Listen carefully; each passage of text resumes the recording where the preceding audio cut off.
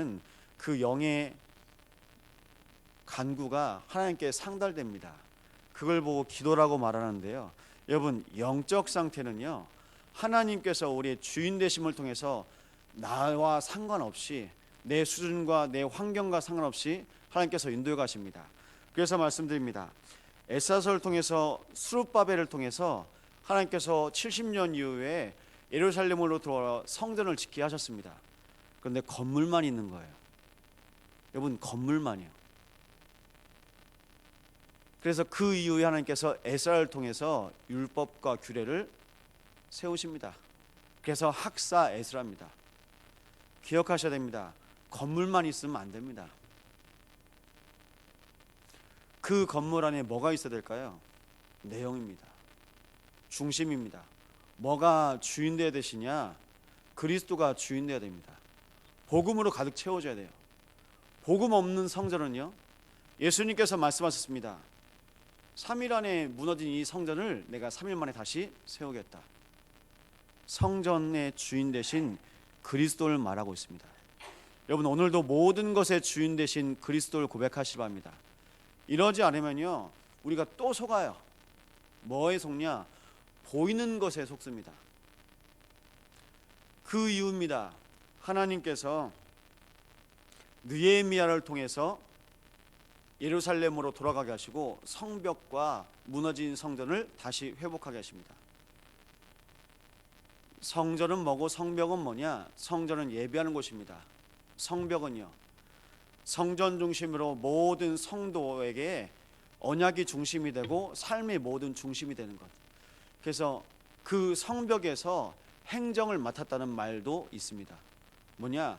삶이 잡히는 거예요. 여러분, 복음은 무엇을 통해서 증거됩니까? 삶을 통해서 증거됩니다. 그런데 여러분, 오해하지 마세요. 모든 종교가 삶을 강조하고 있어요. 아시죠? 삶을 강조합니다. 구원 받았냐? 구원 파요. 우리는 구원을 강조하는 것이 아니라 그리스도를 강조합니다. 구원받은 건 당연하고요. 그런데 삶을 강조하다 보니까 자꾸 종교에 빠집니다. 선행으로, 열심으로, 노력으로. 그래서 안 되는 겁니다. 모든 종교의 시작은 인본주의입니다. 나로 시작되는 거예요. 복음은요, 하나님으로부터 시작됩니다. 하나님께서 에덴 동산에 말씀하십니다. 창세기 3장 15절로 말씀하십니다.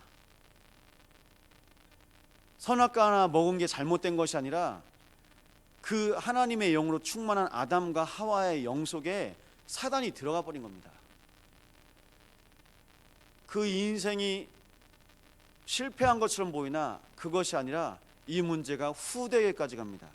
그게 창세기 6장입니다. 네피림. 지금도 많은 사람들이 여러 가지 하나님 아닌 모든 다른 힘을 통해서 살기를 원합니다. 그래서 창세기 6장 9절입니다. 그러나 노아는 여호와께 은혜를 입었더라. 여러분, 사람들이요, 세상에 살다 보니까 복음 잃어버리고 계속 삽니다. 섞여 삽니다. 그때 하나님께서 말씀하십니다. 창세기 12장 1절입니다. 아브라함을 지명하여 부르시고 내가 너를 복의 근원으로, 내가 지시할 땅으로 가라.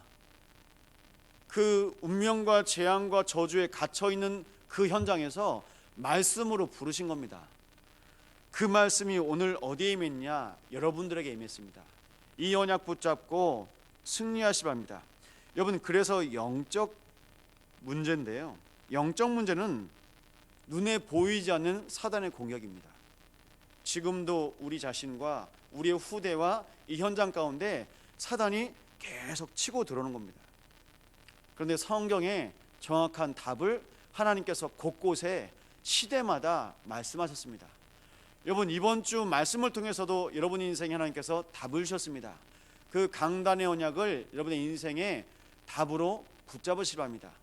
그 답을 따라서 하나님께서 보이신 믿음의 영웅이 누구냐? 바로 무디입니다. 여러분, 지식이 없는 것이 아니라요, 복음이 없는 것이었습니다. 지금도 말합니다. 이 무디,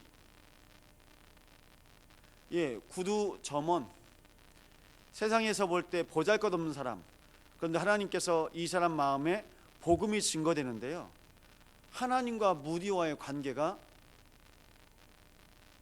드러납니다. 어떤 상황이냐? 여러분, 복음 들을 때 어떠십니까? 여러분, 주일날 잘 보셔야 돼요. 예배하시고 마치시고 또 축도 받고 다 목사님하고 인사하면 나갑니다. 그런데 그 자리에서도 끝까지 그 자리에서 기도하면서 눈물 흘리는 분들이 한두 분 계세요. 제가 못 봐서 그렇지 더 계시겠죠. 뭐죠? 말씀이 임해버린 거예요. 신기하죠?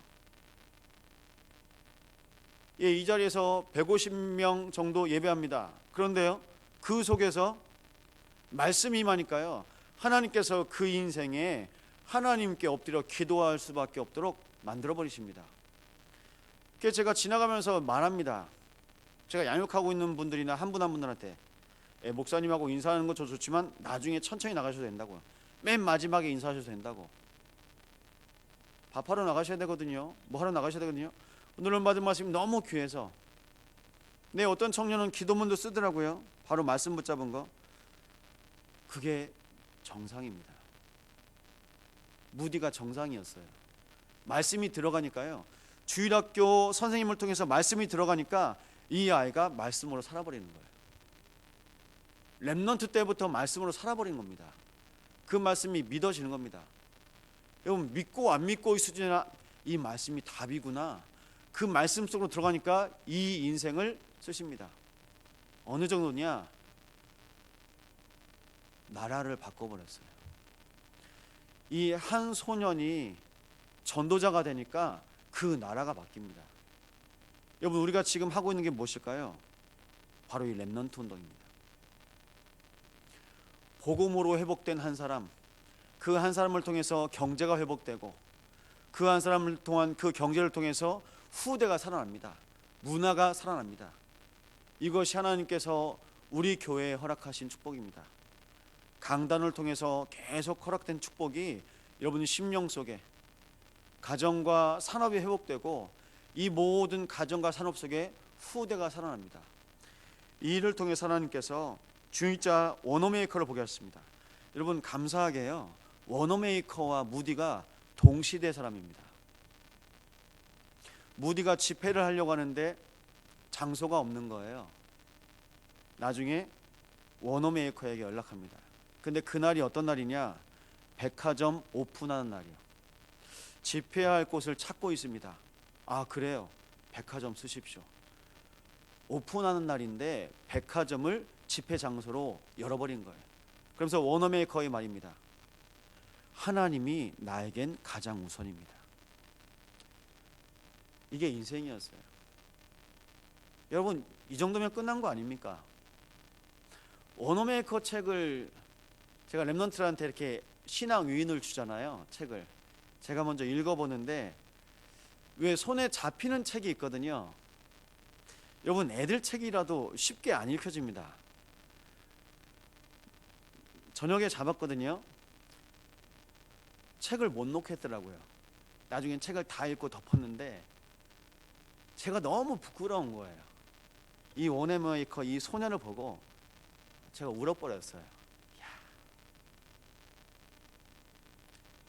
하나님을 사랑하고 교회를 사랑하고 뭐가 있냐? 말씀이 자꾸 붙잡혀지는 거예요.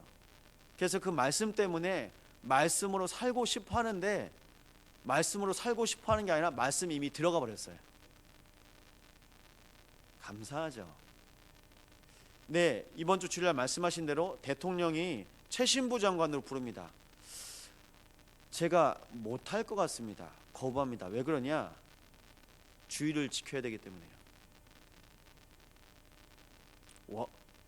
대통령이 허락합니다. 그럼 주일은 돌아가서 예배하고 오십시오.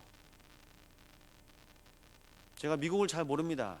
워싱턴에서 필라델피아까지 주일 예배를 위해서 4년 동안 계속했습니다. 네, 최신부 장관도 맞고요. 주일도 하나님 앞에 기쁨으로 드리고요.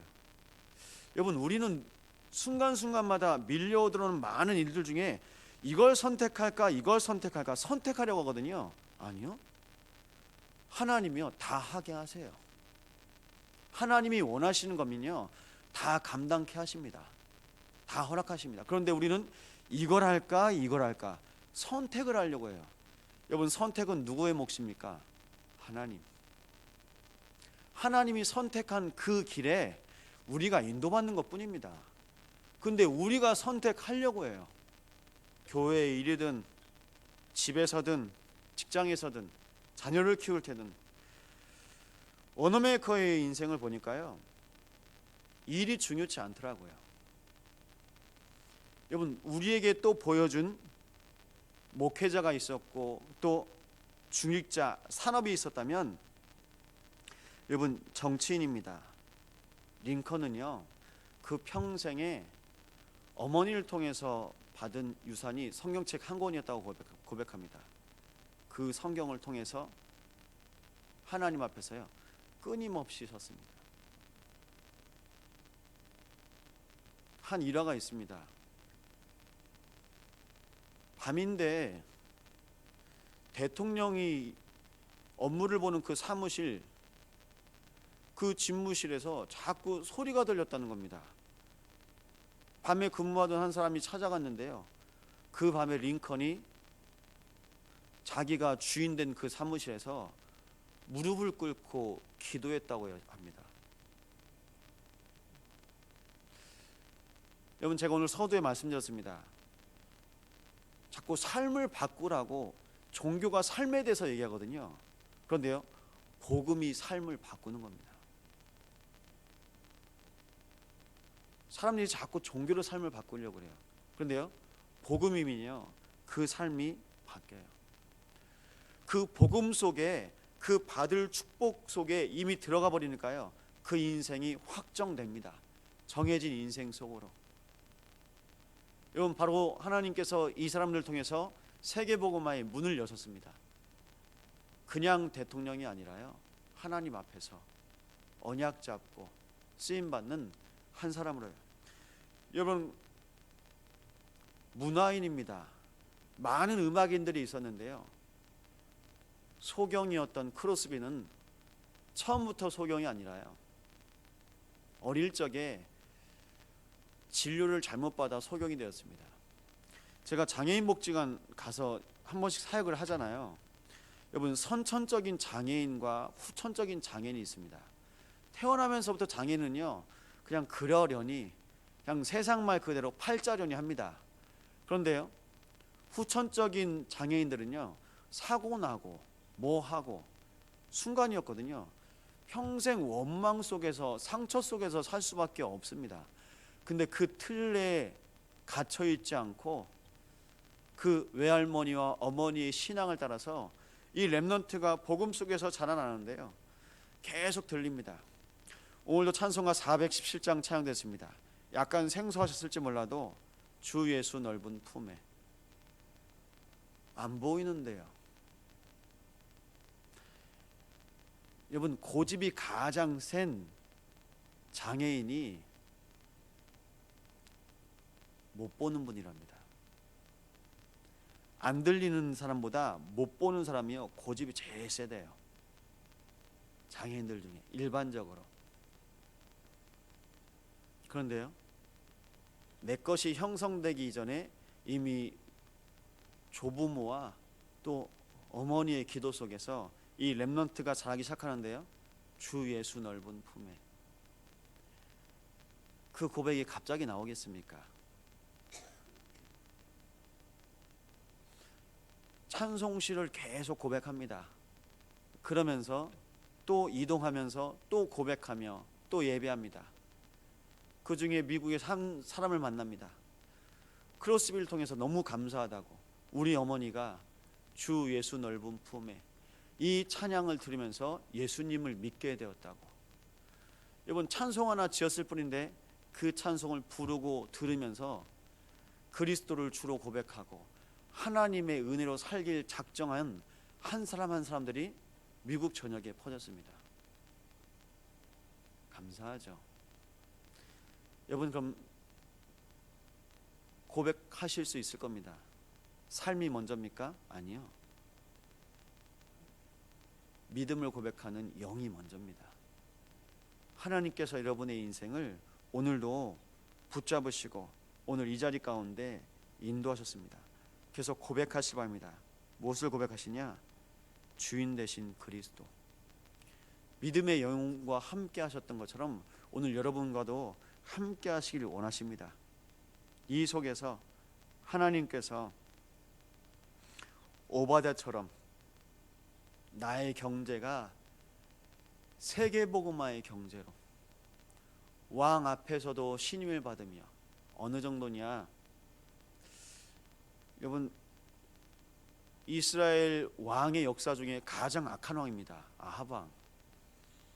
근데 가장 악한데 곁에 둘 수밖에 없을 믿음과 실력이 겸비된 자, 오바댜. 여러분, 믿음과 실력이 겸비된 사람은 흔치 않습니다. 하나님께서 이 오바댜를 통해서 7천 제자 렘넌트 운동을 엘리사와 함께 하게 하셨습니다.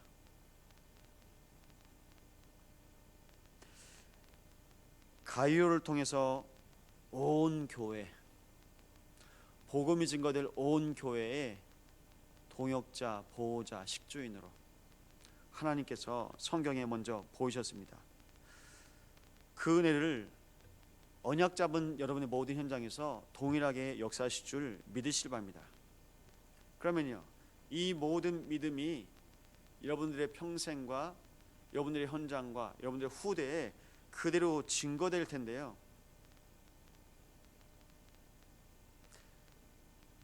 우리가 속기 쉬운 것이 있습니다. 세상 말, 불신자들의 말, 그리고 믿음 없는 말입니다. 속지 말고 이 모든 것에서 말씀을 따라 언약으로 승리하시기 바랍니다. 결국은 말이거든요. 세상 말,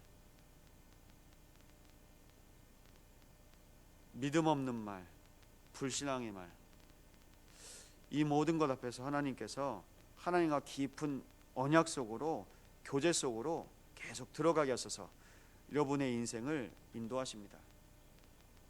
여러분, 오늘도 이런 마음에 하나님께서 여러분의 인생을 보신 그 은혜가, 하나님 정치도 살리시고 경제도 살리시고 문화도 살리시며 후대도 살리시고 나라도 살리시고 시대도 살리시던 것처럼